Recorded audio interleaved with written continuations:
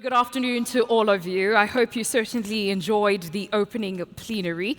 My name is Tami Nkarimeng. I am fondly known globally as the Message Architect, and I will be the Program Director / MC. I know sometimes it's a bit confusing, the difference, but I'll be doing that and running the show and the conversations, just interleading into them for the Leopard stage for today and for tomorrow.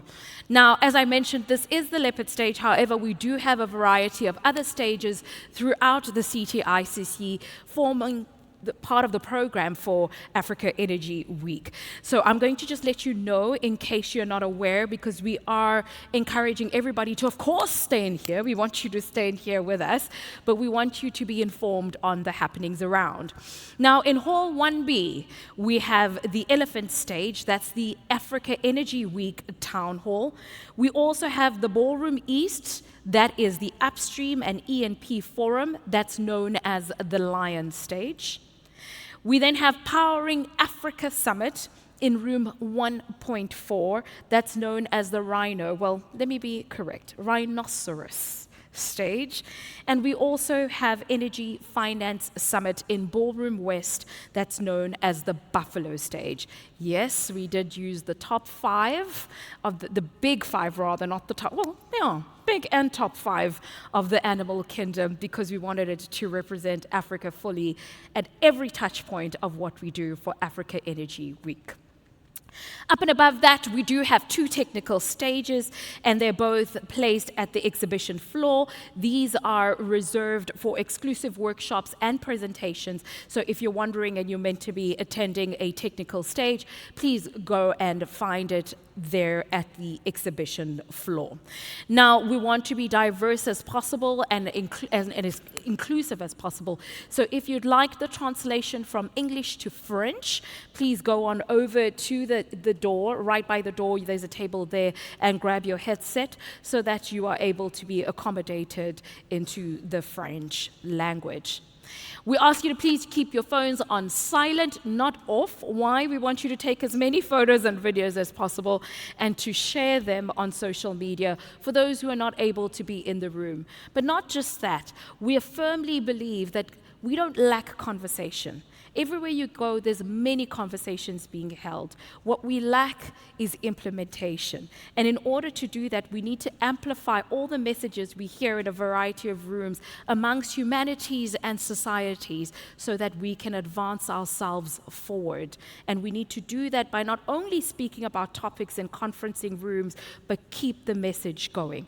All we ask you to do is to use our hashtag AEW24 or hashtag African Energy Week.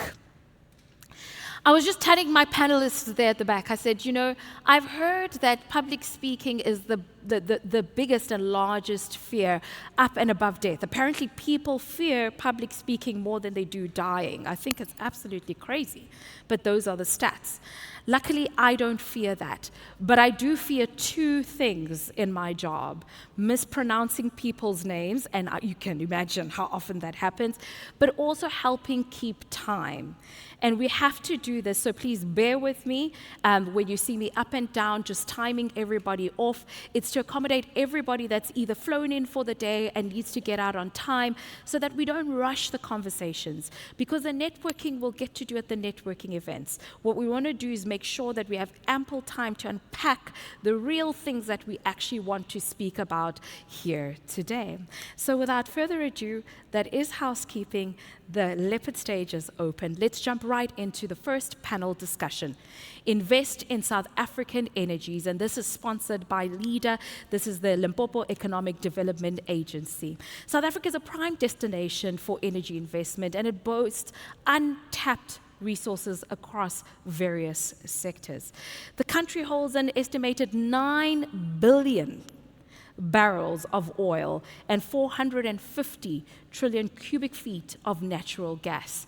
So how do we then start getting people to invest in this and have private sector participation in Africa's largest economy. Now, to moderate this conversation for us, we'll have Annelien Enslin.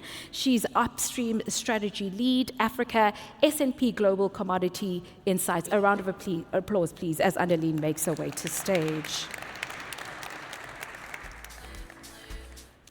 I'm then going to name all the panelists. I'm going to ask you to then clap at the end. We start off with Dr. Tsepo Mokoka, Chief Operating Officer, Central Energy Fund, followed by Gil Holzman, President and Chief Executive Officer, Eco Atlantic Oil and Gas. They'll be joined by Thabo Molekwa, who's Chairman and Managing Director, Southern and Eastern Africa Siemens Energy.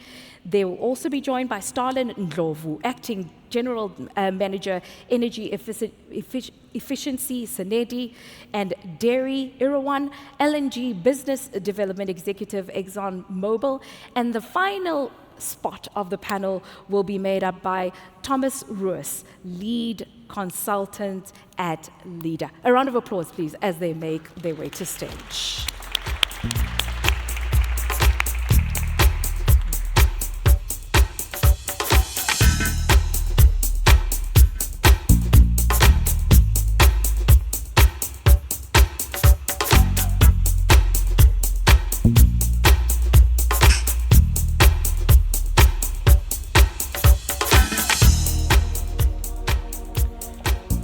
Good afternoon, everyone. Welcome to this session today, where we're going to discuss something that I think is very important at this point in time, investing in South African energies. And as the only female on the stage, I must not talk too much. We do have a way of doing that sometimes. But there's a couple of things I just want to talk about before we actually get into the conversation. Now, something that I believe we definitely need to celebrate this week is the fact that our Upstream Petroleum Resources Development Bill was signed into law last week by President Cyril Ramaphosa. Yeah, let's clap for that. It's happened. Now, that is really fantastic news. It shows that South Africa is ready. South Africa wants to move forward with our developments. But not everything has been good news this last year in the industry. With Total Energies, Qatar Energies, and CNR moving away from Block 11B, 12B, the biggest upstream exploration project and discovery in South Africa to date, it shows that there are still some hurdles that we really need to address. There's a reason they left, and we need to take stock of that. Now, with that conversation, and please, if there's a better technical term, please tell me after this session. But when we have a gas project, we always talk about the chicken and egg situation. I know, not very technical, but that's the situation. You have a discovery. Let's take Ibubezi as an example on the West Coast. Discovered before I was born in the 70s. And this project has reserves that should be economic. But the downstream market has not been developed. There's nowhere to send those resources to. And in this case, you have the situation where the upstream development would actually take place if the downstream market was developed. But the downstream market needs a 15 to 25-year supply agreement from the upstream side to move forward. So how do we close that gap? Who comes first, the chicken or the egg, or do they hatch together? And I think that's some of what we want to address. And lastly, something I think that may be near and dear to all our hearts is the Southern Africa exploration frenzy that's happening across the border from us. Why are so many companies choosing to drill 1 meter across the border when on this side the rocks are just as good, right? So with that, let me not take the stage for too long, and I'm going to address the questions with the panel. Dr. Mokoka, as CEF, we understand that a large part of your role is to really step in when there's been market failure to attract the investments. So looking at that, particularly where we have the significant gas resources available, could you maybe explain to us how government plans to promote and encourage these developments and investments? Thank you very much, and good afternoon to everyone. I think we need to take a South Africa Inc. approach in unlocking these gas opportunities. And I'll make two examples that are going to make the point. The first one, take 11B, 12B, for instance.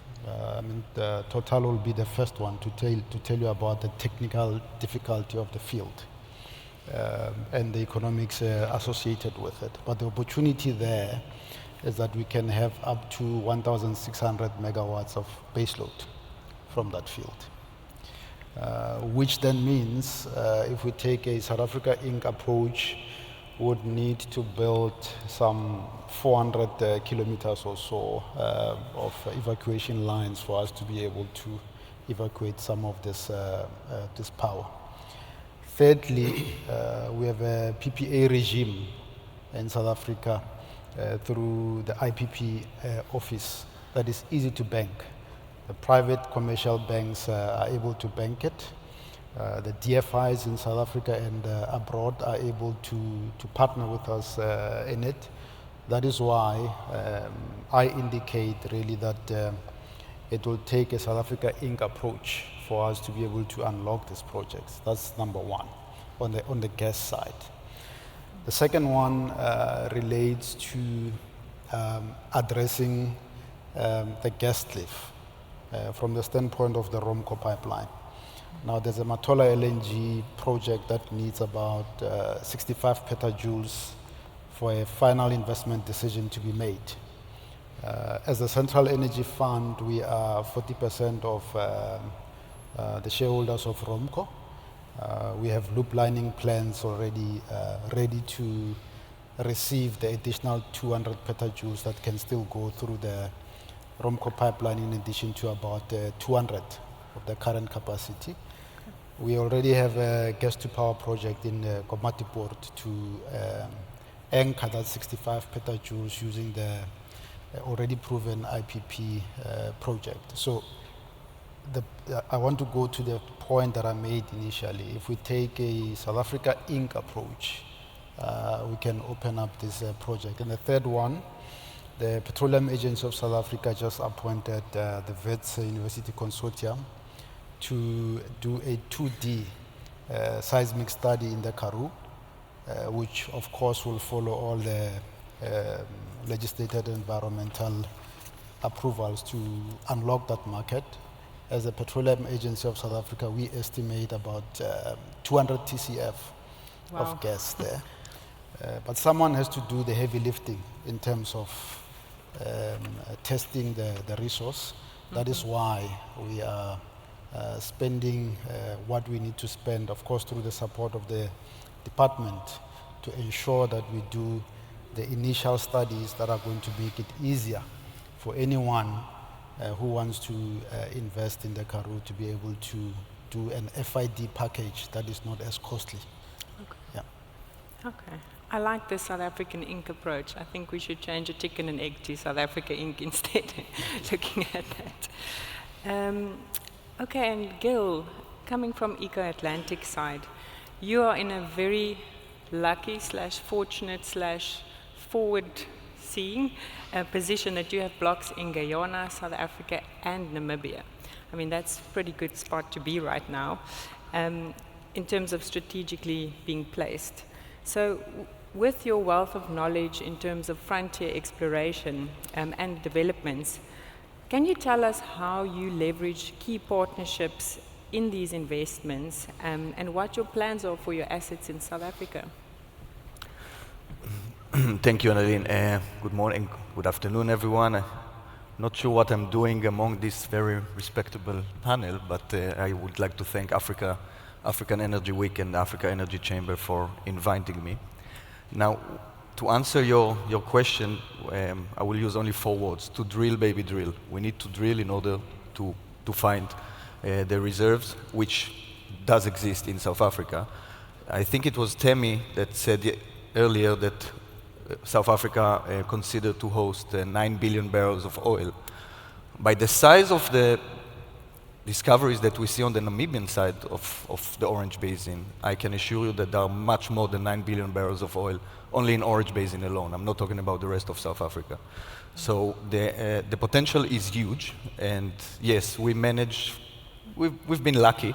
We managed to acquire a position in both Namibia, South Africa, and Guyana on the other side of the Atlantic. And as I said, we plan to drill. In order to do that, you need, first of all, a good fiscal and regulatory environment, which we can find in all places. Guyana, Namibia, they are very hospitable to companies like ours to come and invest high-risk money in order to explore and to discover and develop the resources. But we can see also a shift in South Africa, regulatory environment, and the support that we get from Dr. Makuka, from PASA, from the Central Energy Fund, from the DMRE. They all understand that it's crucial for this country to untap the resources that they have, and they look up north, they see across the border, they see Namibia and the huge development that it's undergoing, and they see Guyana, what happened there in the past 10 years, since first discovery in 2015 to 1 million barrels of oil that they are pumping out every day now, that transformed the country completely. The South Africa government and the South Africa regulatory agencies, they understand it, and they are now very supportive of our efforts. So this is one angle. You need a supportive environment from the government and the regulatory bodies. And the second one is also to enable to attract the big and the best of the industry, such as Exxon, such as Total Energies, such as Qatar, Shell, BP, Chevron, to name just few, in order to come and to utilize their advanced technology, their advanced drilling techniques, and their big pockets to explore and eventually to develop, to discover and develop for the benefit of the people of South Africa. At the end of the day, we all know that South Africa and other regions in Africa, they still suffer from energy poverty. They still need additional sources of energy, cleaner energy in the form of gas, in the form of low emission oil, and that's exactly what we are doing as a steward for the industry. Come here, invest, explore, and eventually discover and develop.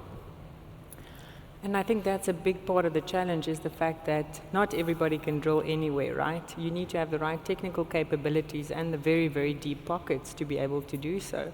And that makes it even more challenging to attract the investment, because you have a much smaller pool of the large players, you know, for the deep water specific projects as well. But talking of technology, from Siemens Energy point of view, Thabo, the role of gas in South Africa's energy mix and the fact that government is really pushing to increase the role of gas in South Africa's energy mix, what is the potential for gas to supply baseload power generation and grid stability? I think Dr. Makoko mentioned some of that, but what is your view as Siemens on that? Thank you. I think there's perhaps sometimes the conversation becomes siloed, in the sense that we then pick technologies or perhaps even fuel sources. But I think what we've observed globally is that normally people invest in these energies for a particular reason. And I think in South Africa's case, there's a case around decarbonization objective, be it the just energy transition. We come from, and we're still at a coal majority-driven primary energy sector, and therefore from a transition perspective, you know, there's a bridge that you could use, and this is where we see gas becoming one of those enablers. And then it also helps you to then stabilize your grid, and then you can strengthen your grid and grow it and expand it and all of that. But the secondary aspects around it, I think, has to do with developing local industry. I think gas is not purely for gas to power. Yes. Gas actually enables a multitude of industries to also contribute economically. Yes. And I think this is sometimes where the discussion gets lost, because we're punting a lot around gas to power, but actually there are much more benefits that comes with gas. And I mean, if you look at South Africa's case, a majority of the gas that comes through the Romco pipeline is for industry, right? And then major beneficiaries of that are industry. So I think the element around that is an important aspect that sometimes helps that we see broader. But from a technology perspective, there's always there was a question around, if you invest in technology that's gas market driven, you end up with stranded asset. And I think we've seen the last couple of years, we've put in some work to make sure that you don't end up in a case like this. So some of our gas turbines are hydrogen capable, so in the later future, if you ever decide you want to drive your turbines with green hydrogen, they're able to do that. I mean, at the moment, one of our machines can take 75% from green hydrogen, or hydrogen, whichever one that you want, but then in the next couple of years, to majority of them to reach 100%. So that helps you to take away the risk from a technology perspective, and then enable all the other elements to come into play. So from our perspective, we think gas plays a very strong case for transitioning, but also a very strong case to lift the economic growth that South Africa needs. No, I agree with you, and what you're saying also shows that we are looking to future-proof the new technologies we apply. So if you are able to use natural gas now and convert that into hydrogen going forward, similarly when you're looking at additional infrastructure, pipelines, etc., that you plan that in advance to future-proof, to help with the energy transition going forward. So I think that ties into what you're saying. And then Thomas, so I want to ask you first to explain to us what LIDA does, and then I want to ask you, given the Paris Agreement and the pressure to decarbonize as we were discussing now, what are LIDA's plans in this regard? So maybe just first start with what you guys do and how you plan to do that. Thank you. 100%. Possibly most importantly, LIDA is sponsoring this particular panel. So LIDA is the Limpopo Economic Development Agency. South Africa has a number of provincial-based economic development agencies responsible, obviously, for attracting investment and stimulating development, often in special economic zones. Now, LIDA has two SEZs they have in mind. One is north in Messina, and the second is the Fetagama Tobatse Special Economic Zone, or FTSEZ. That was the strange acronym you saw at the beginning of this particular session.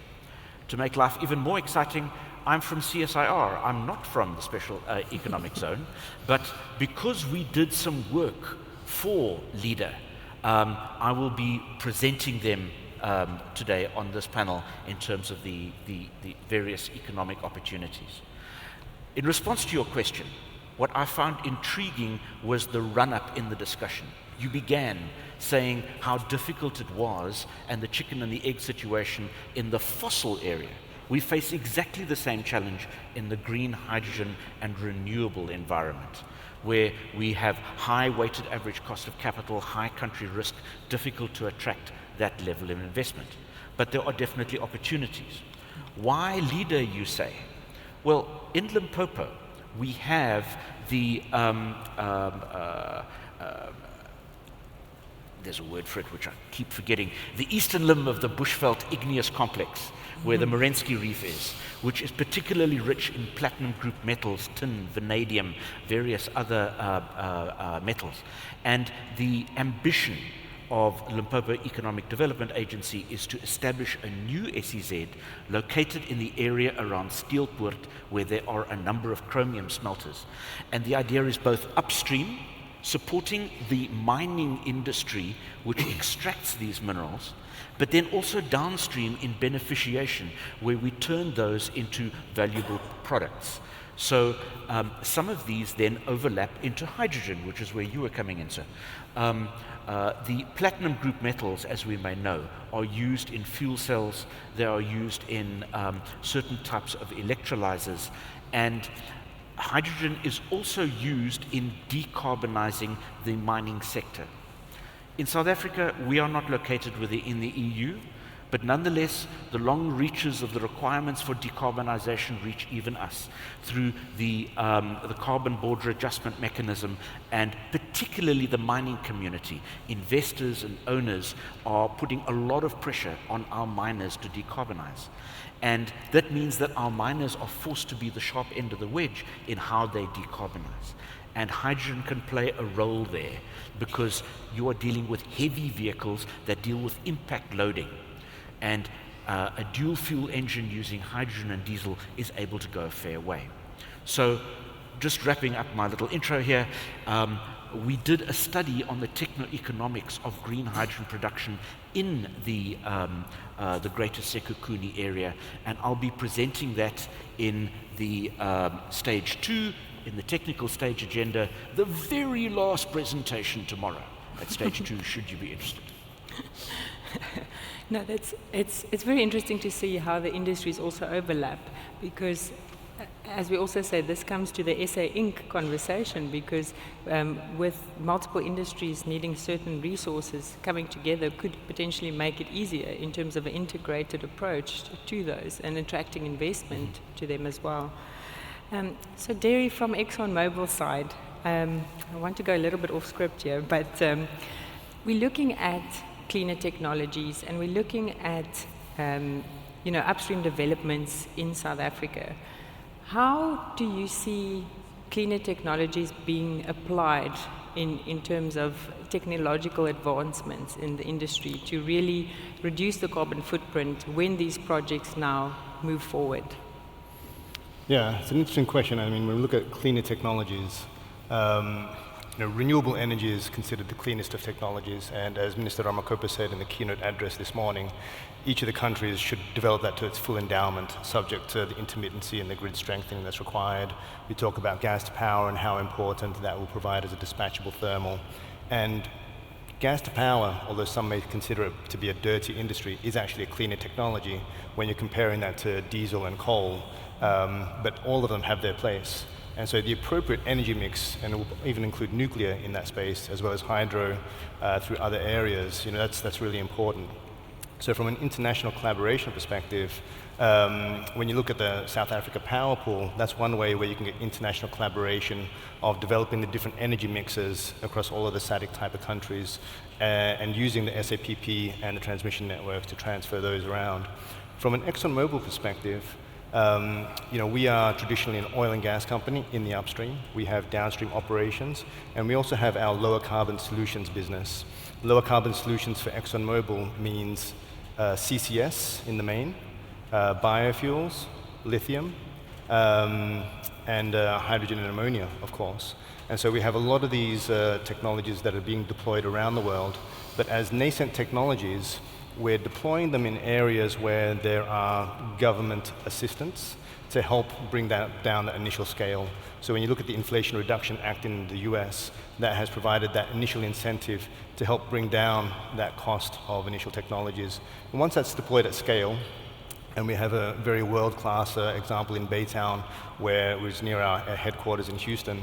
Once we're able to establish that through the full value chain, as you said earlier, between the chicken and the egg, and there you have the supply source in the US, and the main downstream source there is actually in the Far East in Japan. You can enable that, and then through that scale, then ideally you can deploy that to other areas where maybe you don't have that initial scale and or government assistance to help leapfrog that type of technology. Okay. But again, coming back to the collaboration to be able to drive these things moving forward. Okay, Stalin, coming to you now from SANEDI point of view. So we know that there are barriers at the moment in terms of attracting investment in the energy sector, but how can the regional collaboration improve getting access to financing for projects? So what role does public-private partnerships play in this context? Thanks again, and afternoon to everyone. Basically, we at SANEDI are supporting the national departments in policy, in enabling policy so that it can attract investments. So if you look at 3 categories or main themes to consider if you are an investor, it's infrastructure, it's policy, and it's also availability of a market. So through various studies which SANEDI undertakes, we support in terms of strengthening our policy so that we can attract more investment in the energy space. So now moving on to the question, what we have done is through the Hydrogen Society roadmap, which was a study commissioned by the DSI, also in partnership with Saneti and other entities. It has an aspiration of 50,000 tons of hydrogen annually by 2030. So we are trying to create a conducive environment to support and attract more investment into the country. And the cross-border projects will assist through collaborations so that we can attract different financial mechanisms from different localities. If you can look at the gas pipeline, which is from Mozambique, coming down this side, and also if you look at the Saldanha terminal, it attracts cross-border investment and cross-border projects, which will attract different financial mechanisms. Okay, and talking about the enabling policies, etc., Dr. Makoko, in terms of the investor interest in our regional, let's say our frontier peers in the region, what insights can we or should we draw as government from the respective countries and how they have approached investor relations? Well, thank you very much. I think for me it's mainly two things. One, it's a regulatory environment that is optimized. And I think the signing into law of the Act on the 25th of October, after an intense process of approving the upstream development resources bill into an act, taking it through portfolio committee, National Assembly and National Council of Provinces in an optimized timeline, speaks volume of the resolve of South Africa to make sure that there is certainty in the regulatory environment and improvement in the regulatory environment. I mean, the Petroleum Agency of South Africa and the department are working on regulations to bring to life the act that has been signed into law by the president. So that's number one. And I think it's a result of taking lessons from countries that are doing well in the upstream. The second point relates to timelines, where we are engaged in efforts with the department, with the industry, and other departments such as Justice and Treasury to optimize the timelines of judicial appeals and challenges to having one full year that includes DFFE and court challenges, because that is a timeline that makes your project to be competitive. Yes.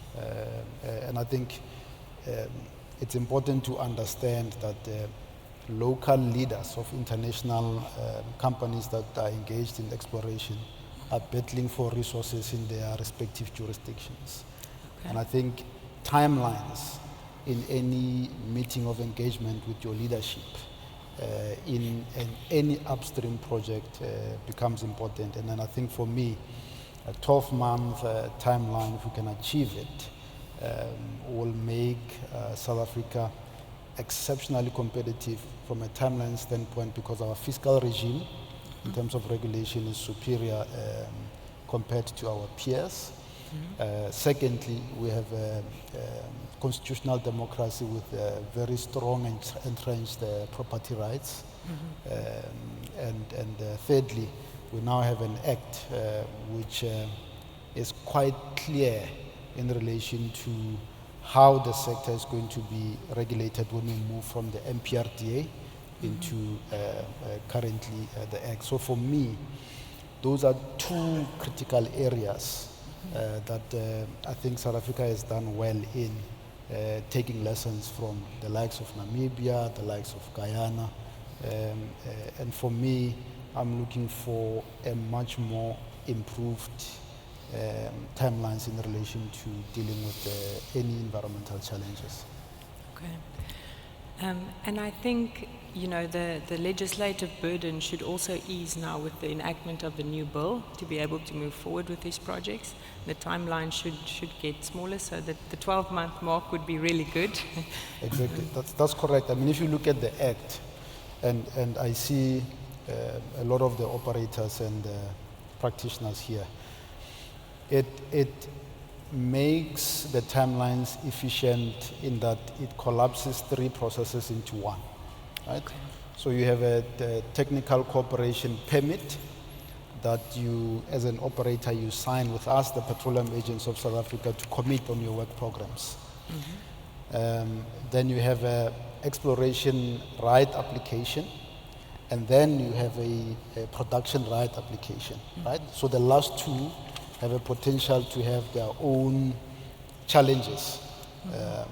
All these 3 processes are now collapsed into a petroleum right, mm-hmm. which now would reduce the number of months and days of considering applications, which is a huge upside for the current operators. And I'm seeing the upstream lawyers smiling in the audience because of that.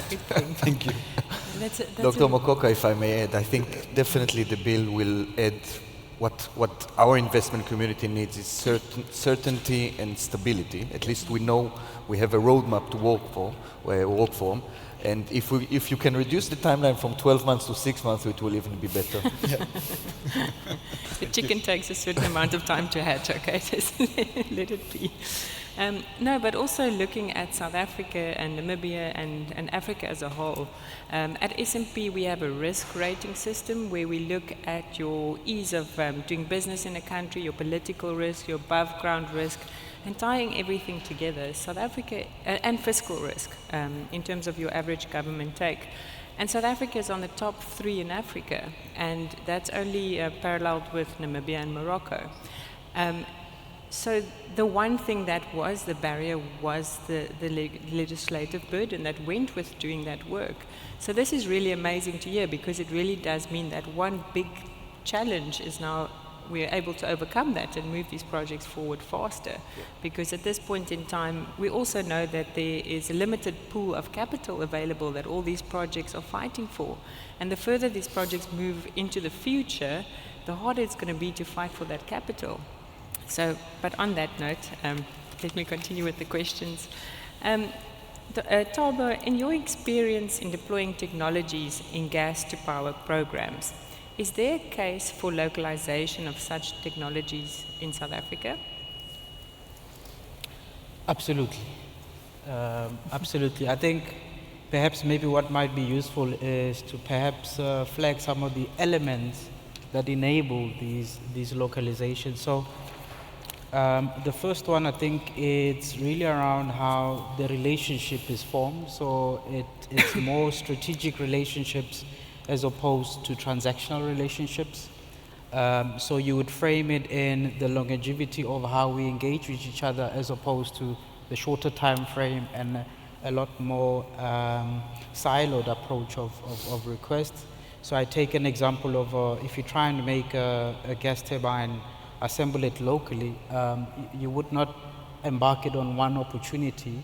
You would talk about a stream of gas turbines that will be coming for a couple of years to come, because then you need to build up the skill sets. You also need to build up the local ecosystem of sub-suppliers that will be able to support in that endeavor. So the relationship has to be largely strategic as opposed to transactional. And I think the second important element, and I like the review around shortening process, because I think we've been through a cycle where we could see that fragmented implementation also hinders some of these elements. So you find one ministry only responsible for one piece, but in order to see the whole value, you would need multiple ministries working together. And I think that's a lot of the times where it trips us up in this fragmented implementation. So most of the time with localization of these initiatives, we see that there's this seamless integration across the ministries towards this opportunity. and also the relationship is largely strategic and so on. And I think those are the two key enablers that I tend to see. And then flowing from that, obviously, it's the benefits that come through. So you will get skill sets that are being upgraded or introduced. You'd also have, which is more important, is around building the ecosystem. How do you get other smaller enterprises certified to be able to supply into that venture? And also, how do you ensure that the sub-suppliers and the scoops, they're all part of that ecosystem? And more importantly for me, it's the element of ensuring that you also keep a healthy pipeline of talent. So this is where training comes in. This is more apprentices, engineers, and that sort of thing. So there are cases where it's worked perfectly well, but there are cases where it's a struggle. And I think these are the factors I mentioned are the ones that we see as a common denominator. Okay, so really focus May I on... piggyback on that question? Yes. It's astonishing the parallels between various different disciplines. We have exactly the same experience in renewables. With the REIPPP and the plan to install a lot more solar and wind, the stop-start implementation of that meant that a number of projects begun in South Africa to develop components and to develop a localized industry were then hamstrung because it wasn't continuous and tied together neatly. The interesting opportunity of the hydrogen opportunity to South Africa is that we can export sunshine and wind, not only to other countries, but to vessels coming at our coasts, making for sustainable maritime fuels. And what this does is, if South Africa is able to capture some 10% of the global hydrogen market, it's been estimated that we will need a 600 gigawatt grid. We've currently got a 40 gigawatt grid. Wow. Which means currently we would have generation capacity for the existing load, and then small amounts available to decarbonize or maybe for something else. But now if you are able to stimulate a new market, then the existing load almost becomes a byproduct. It's not to say we'll capture 10% of the global hydrogen market, but what it does speak to is discussions between different markets, different plans by different government departments, so that we can have a coherent, tied together approach. Because then with those synergies, we're able to achieve that much more. Absolutely, absolutely. And Derry, coming to the innovation and the technology question, at the end of the day, taking into account the emissions profile of production as well as your cost ultimately to the user, we still need to find a way to produce in the most economic way, right? It can't just be the, let's call it greenest way. It can't just be the easiest way. It needs to be cost effective as well. So how can we use technological advances to improve the cost effectiveness of extracting our natural resources in the country? No, it's a great question. I think when we talk about technological innovation, we think about CSIR, we think about SANEDI, and ultimately we have to also consider that it starts in the classroom. So yesterday ExxonMobil was sponsoring a STEM innovation contest for children from, Nigeria, Angola, Namibia, and Mozambique. These were 14 to 16-year-olds developing solutions for today for clean water using renewable energy, amongst other types of things. It was fascinating to see, and these are some of the brightest kids that we have in Africa. They won their regionals, they flew down to South Africa, and they presented to the panelists that were there.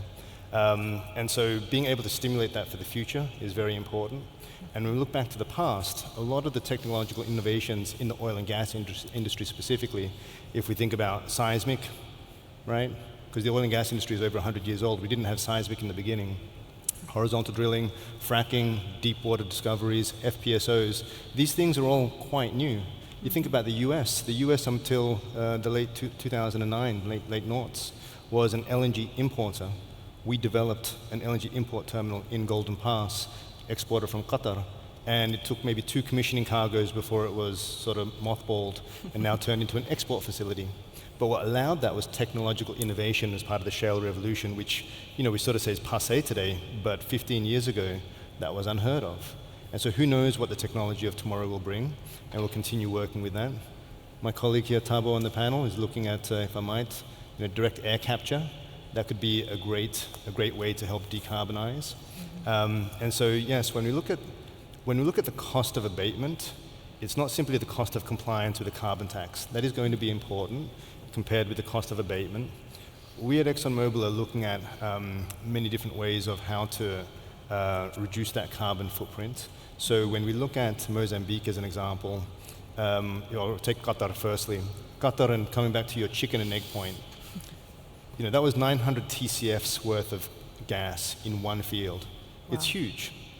And it wasn't developed until the late 90s, early 2000s, and they were underpinned by full value chains. So you talk about the chicken and the egg. If you simply develop the upstream, it wouldn't work. If you simply develop the downstream, it wouldn't work.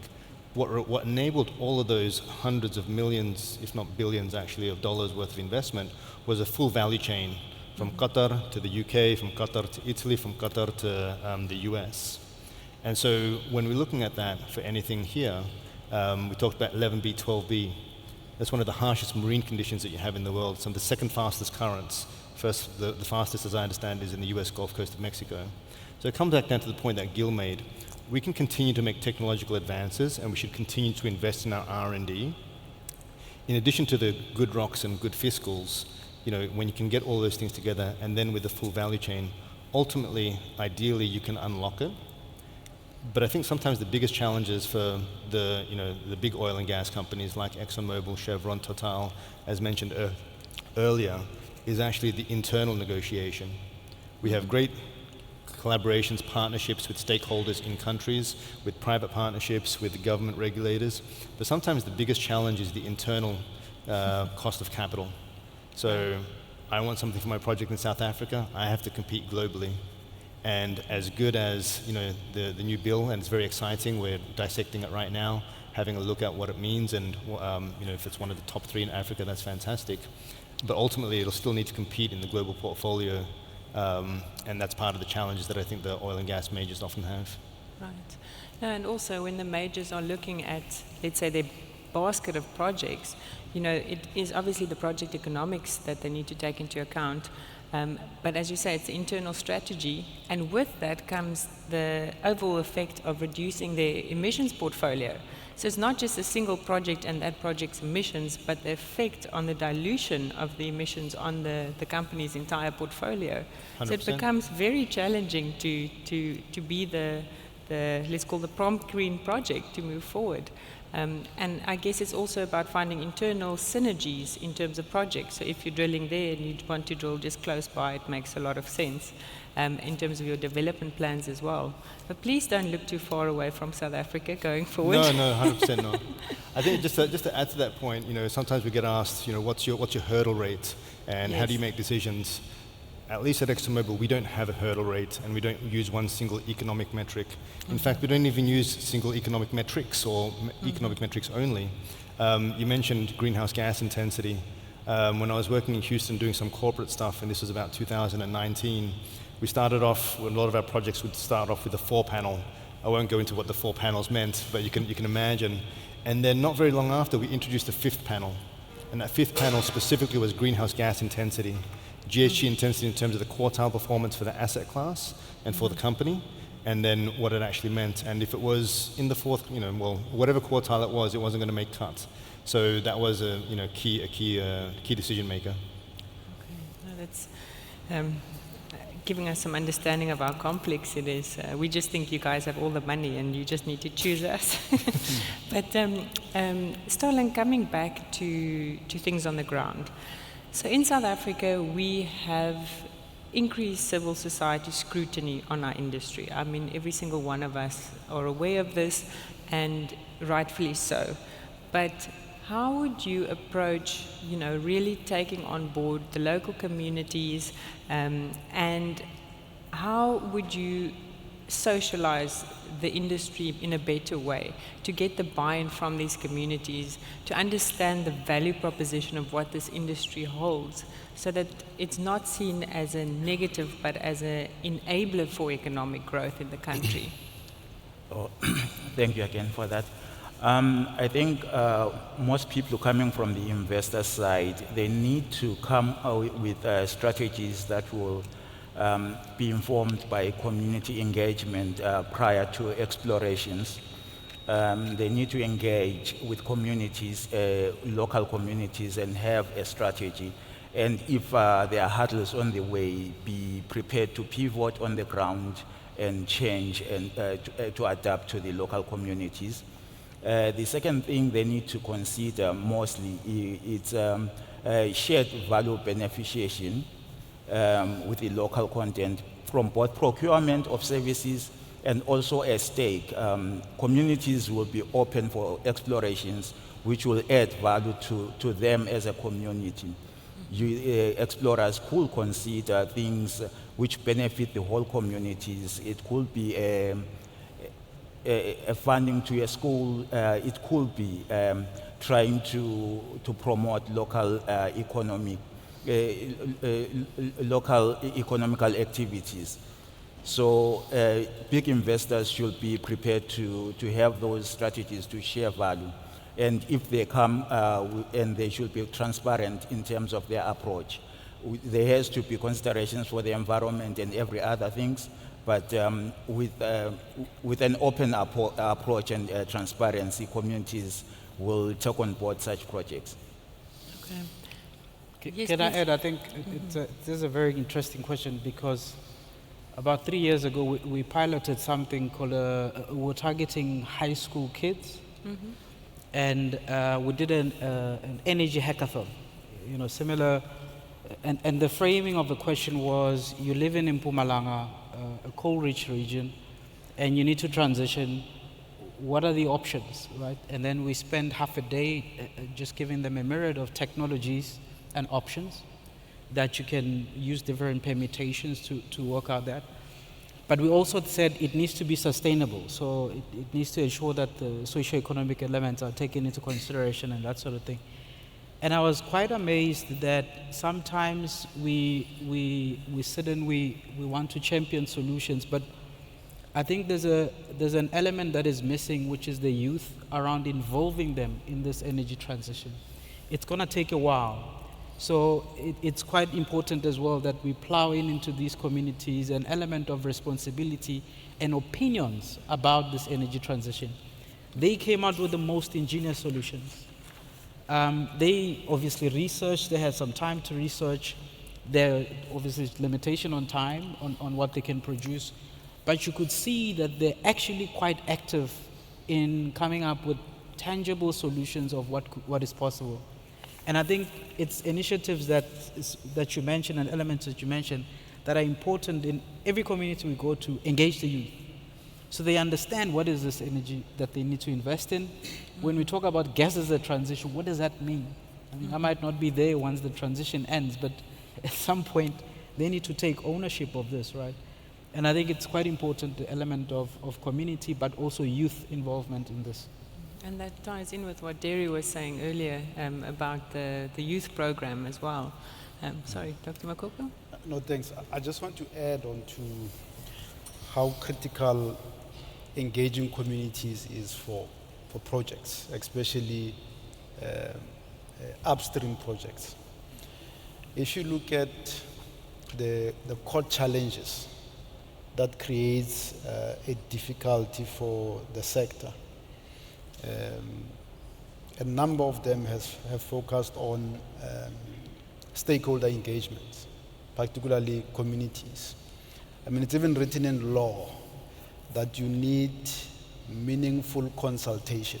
And if you look at different court judgments around this, it becomes very clear in relation to what that meaningful consultation is, because it goes to the mode of engagement, even the language, where you really taking all aspects that are critical to consultation into account and so forth, right? So, which says in our space, in upstream, it's a cost that is so high that developers in our space and operators cannot afford, because it's a cost of time. It costs you time in a project. If you get it wrong, you get to go to court and you get challenged. Everyone in here who's in the space knows the implications of that.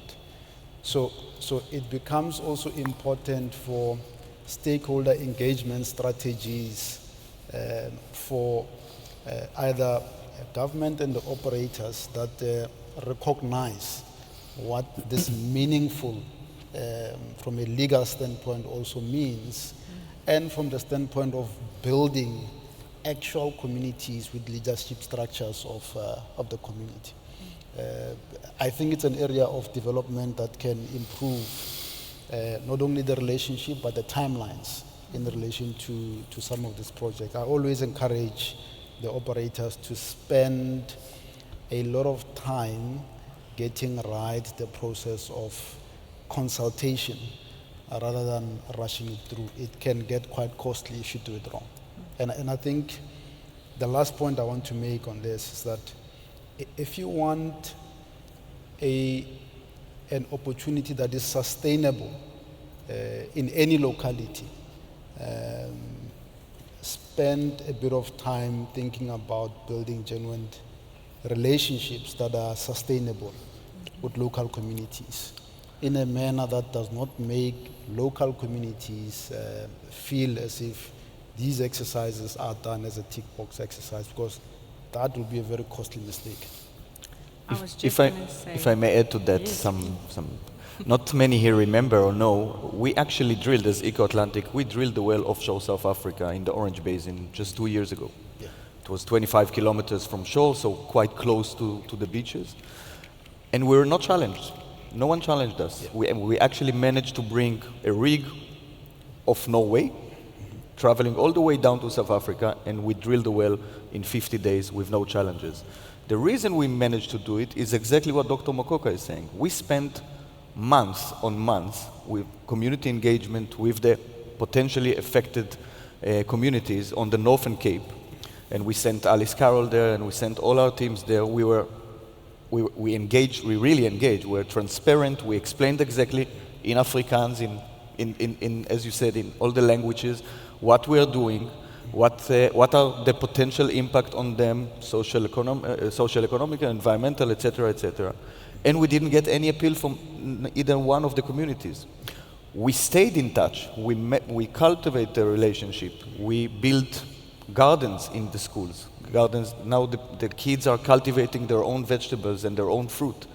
So I perfectly agree with you, and I echo your instruction to us operators. Take the time, invest the time and the money needed in order to engage rightfully with these communities, and it will save a lot of trouble going forward when someone will try to challenge your operations. Exactly. So get it right the first time. But speaking of that, Gil, what are your plans in South Africa in detail? As I said, we are here to explore, to drill, and to discover. And I think there's so much to discover, at least in the Orange Basin, where we have 2 blocks. We have Block 3B4B in partnership with Total, Qatar Energies, and Rikoku, which is our local partner, and Africa Oil. And we have additional block, Block 1. We plan to drill. The only way to discover the resources is to put a hole in the ground, to put the straw in the right place, and to come up with the discovery. Now, it will affect the entire region, because at the moment Namibia is, well, they have these huge discoveries, the Graf discovery, the Venus discovery, and the Mopani discovery, with a lot of gas associated. They have the Kudu gas field. But once we will open, hopefully next year, with your help, Dr. Mokoka, next year, 2025, once we will open the Orange Basin from the South African side, with the first and second and third discoveries, then you would look at the entire Orange Basin as one regional hub for development.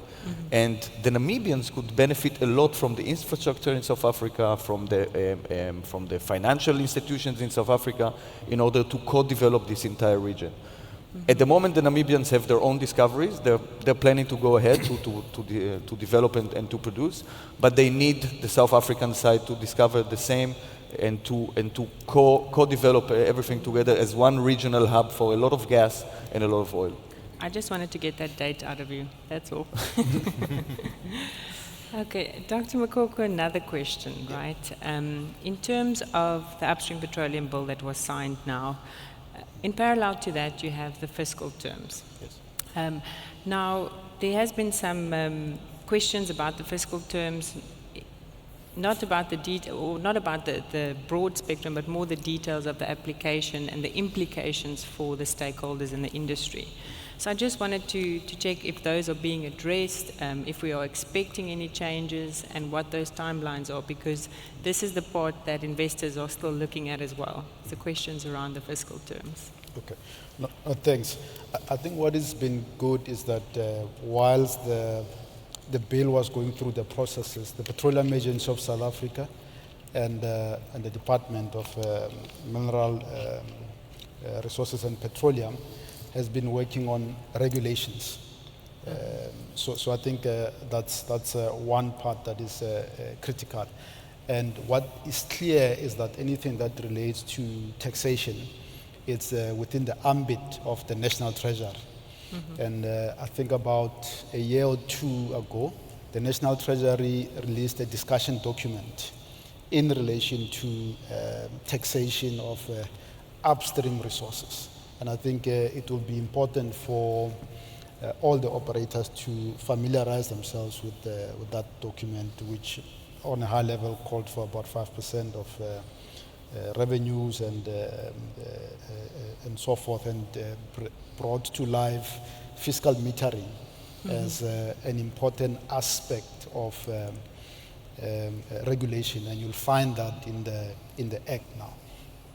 And part of the regulations are going to, from the Treasury side, clarify some of these taxation regimes that are going to be put in place. But I think I have to commend the National Treasury for taking out the paper well in advance of the Act being signed into law, to give everyone else an opportunity to look at the paper.